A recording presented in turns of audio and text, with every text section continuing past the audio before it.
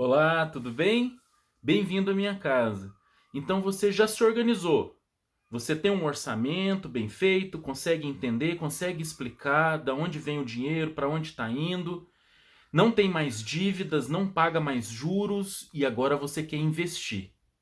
Antes de começar os seus grandes investimentos, lembre-se da necessidade de uma reserva de emergência, que também vai ser reserva de oportunidades, muitas vezes durante a sua vida de investidor.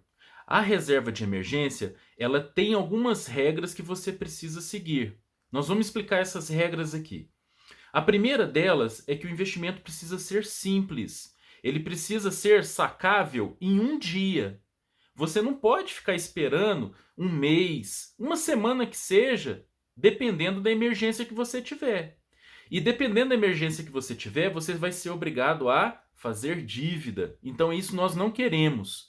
Lembre-se que a reserva de emergência deve estar preferencialmente no investimento que você consegue sacar e ver o dinheiro no mesmo dia. É o chamado investimento D mais zero. Então o dinheiro está no D mais zero. Você consegue sacar e ver e usar o dinheiro no mesmo dia. Ótimo, essa aí é a regra principal. Lembre-se também que o rendimento da aplicação é segundo plano. Nós não vamos pensar nisso em primeiro plano, porque o que a gente precisa é que o investimento seja seguro e que ele seja de saque rápido. Normalmente, nós precisamos de um volume de dinheiro que varia de 6 a 12 vezes o total de gastos mensais. Então você pega lá todos os seus gastos mensais, multiplica ele por 6 ou por 12, dependendo da maneira como você quiser fazer essa reserva de emergência, e que ele seja de saque rápido. E estabelece esse valor como objetivo e chega até ele. Esse número de 6 a 12 vezes o que você gasta mensalmente é estabelecido segundo um pensamento de que se você não tiver renda durante esses 6 meses a 12 meses, você tem uma reserva que consegue te manter e não provocar uma dívida inesperada. Não é mesmo? A reserva chama-se reserva de emergência. É para que nós não tenhamos financiamentos, nós não tenhamos empréstimos causados pela falta da reserva de emergência. Essa questão da reserva de emergência não é invenção de teórico de internet, não. É de gente experiente que já precisou dela, precisou de usar para não fazer dívida, para não ter que pagar juro. Se você for em qualquer assessor de investimentos do mundo, vai lá nos Estados Unidos, eles vão te falar para fazer uma reserva de emergência que cubra de 6 a 12 meses das suas despesas mensais, ok? O que nós percebemos?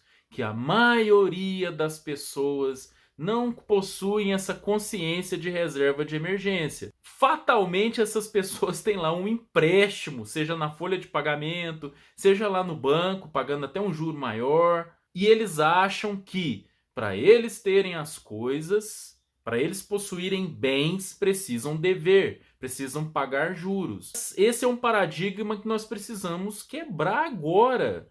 Nós não vamos pagar juros, nós vamos receber juros. Agora nós somos o banco. A gente não deve mais para banco. Vou contar para vocês 2 vezes que a reserva de emergência me salvou. Houve outras, pode ter certeza disso. Ela sempre está me salvando. Agora, muito mais como reserva de oportunidade. Mas ela já foi emergencial. Comprei a parte do imóvel que eu tinha metade do imóvel e fui comprar a outra metade.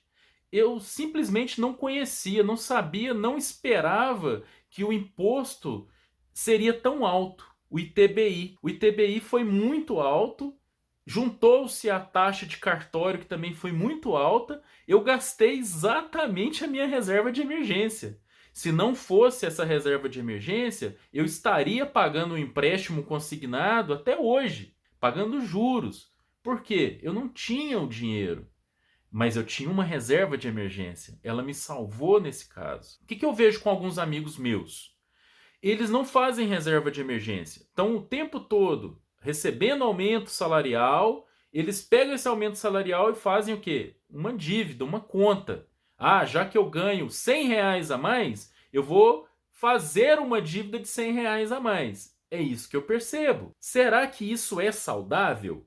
Será que nós, a longo prazo, vamos fazer com que os nossos investimentos sejam sustentáveis agindo dessa maneira? Acredito que não. Vou contar hoje como é que eu utilizo essa reserva de emergência. Até a usei agora há pouco tempo. Surgiu uma oportunidade, uma ação que eu conheço muito bem, uma ação que paga dividendos de uma empresa madura. E o que aconteceu? Essa empresa foi precificada muito abaixo do seu valor de mercado, do valuation que eu tinha e outras pessoas tinham dessa empresa. Eu não pensei 3 vezes, pensei 2, mas não pensei 3 vezes. Eu peguei a minha reserva de emergência e ela se transformou em investimento. É claro que agora eu estou trabalhando para que a reserva volte ao normal dela. Mas, naquele momento, a minha reserva de emergência foi utilizada para um grande investimento que já me rendeu uma boa porcentagem. Muito maior do que qualquer outro investimento desses que as pessoas têm aí no banco, mesmo em corretora. Por quê? Eu conhecia, eu estudei a empresa, eu fiz uma análise fundamentalista da empresa, eu tinha o seu valuation, quanto que aquela ação valia intrinsecamente, então eu decidi investir nela. Isso aconteceu mais de uma vez. Vou contar para vocês agora colocando nomes. A última que eu comprei foi Banco do Brasil a R$ 24,56. Para mim foi uma excelente compra. Nesse preço, para mim foi uma excelente compra. Não é uma recomendação de compra, tá joia, gente? Outra ação que eu consegui comprar um valor abaixo do meu valuation foi Movida. Comprei abaixo de R$ 6. Essa ação hoje, ela está mais do que 12. Ou seja, você ganharia mais do que 100% se o seu interesse fosse vender.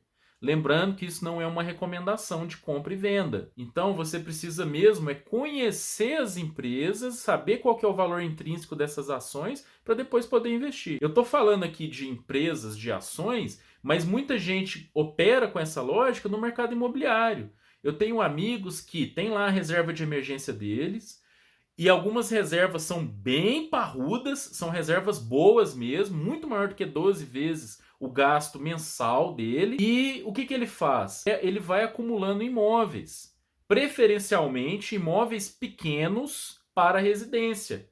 Então ele vai comprando esses imóveis, ele já fez uma boa bola de neve que rende para ele ali um tanto bom de dividendos, vamos assim dizer, com os aluguéis. Percebam que a estratégia pode mudar. A estratégia não tem que ser só com ação, ela pode ser com imóveis, pode ser com alguma outra coisa, mas que seja investimentos que você consiga explicar, investimentos que você consiga entender e investimentos que você possa multiplicar, crescer e que você já viu isso acontecendo no tempo. Eles já são investimentos provados, entenderam?